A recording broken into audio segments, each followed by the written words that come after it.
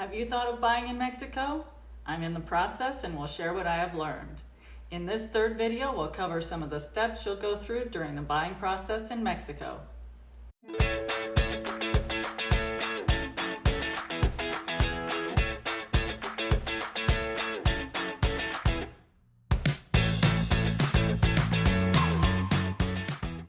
Welcome back to my channel. I'm Jill Upleger with Denver Real Estate at RE/MAX Alliance. If you're interested in the Denver area, then you have come to the right place. I post weekly tips, tours, and topics about real estate and living in the Denver area. If you'd like to see more of my videos, remember to tap that subscribe button. This video series is a deviation from topics related to Denver, Colorado. This series will be about buying in Mexico. I'm sharing my personal experience, and I hope this information is helpful to anyone else considering buying in Mexico. In my first video, I covered finding a property, and the second video covered real estate agents, attorneys, and developers in the buying process. Today, we're covering some of the main steps in the buying process, from making an offer, the promissory note, preparation for closing, setting up a trust or Mexican corporation, and closing. Once you've found a property you'd like to buy, the first step is to make an offer. The offer includes the price being offered for the property and other details that are legally binding. Due diligence occurs at this time, which includes checking the taxes are paid and there are no liens on the property.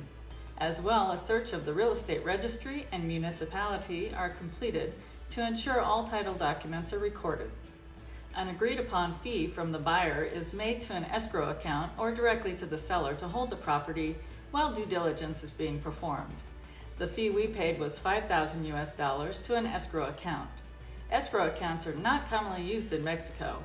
If the owner is from the US or Canada, they're familiar with the escrow process. But if they are Mexican or European, escrow is not a common practice.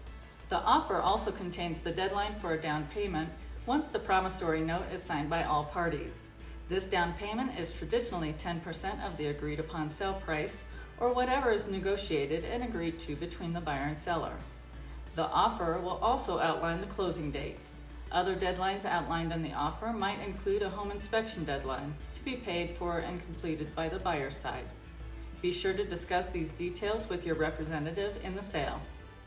The next step is executing the promissory note and sale agreement.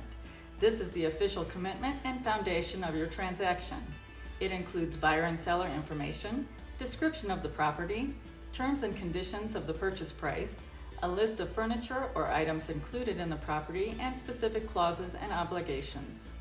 The specific clauses and obligations include what both parties agree to do.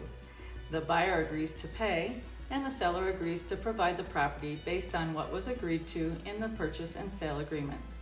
You should expect to see a date when physical possession will be delivered, a date for transfer of title for the seller to deliver title, and a penalty clause outlining what happens if either the buyer or seller default.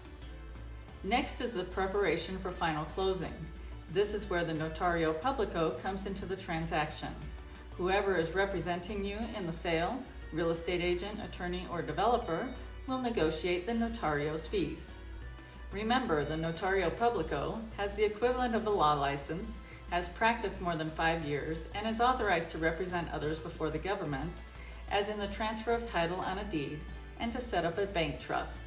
Payment for the notario services can range plus or minus 7% of the selling price. During this process is when you'll set up a real estate bank trust or Mexican corporation. All authorizations must be made through the trust or corporation. A buyer will complete the application and pay the fees to set it up. In the case of a bank trust, there is a yearly fee to the bank that must also be paid to maintain the trust.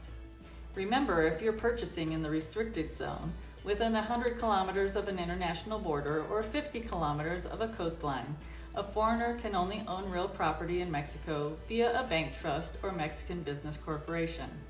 Check with a professional to determine which option is better for you. The final step is closing. At closing, the buyer will pay the balance of the sale price owed and sign the title. Taxes will need to be paid at City Hall, and the final step is to update the real estate registry. Make sure to request a certified copy of the property title that was registered, called the title escruitus. This will take a few days to a few weeks to receive. The original title can take several months to come back from the real estate registry office, so it's a good idea to have a certified copy.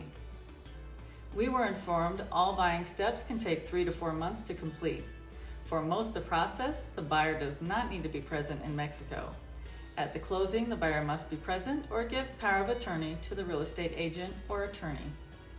At this time, we're 3 months into the process, and we were just notified that we'll be completing the promissory note in the next few days and close in 30 to 45 days. This is great news, and we're excited to move to the next phase of the buying process. In my next video, we'll talk about critical points once you've purchased a property in Mexico.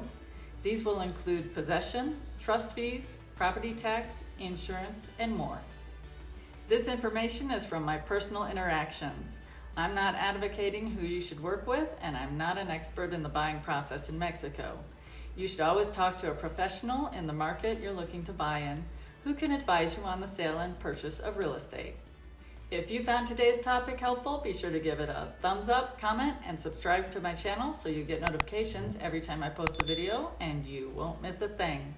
Also, if you're watching this on YouTube, make sure to check out some of my other videos showing on the screen. Thanks for watching.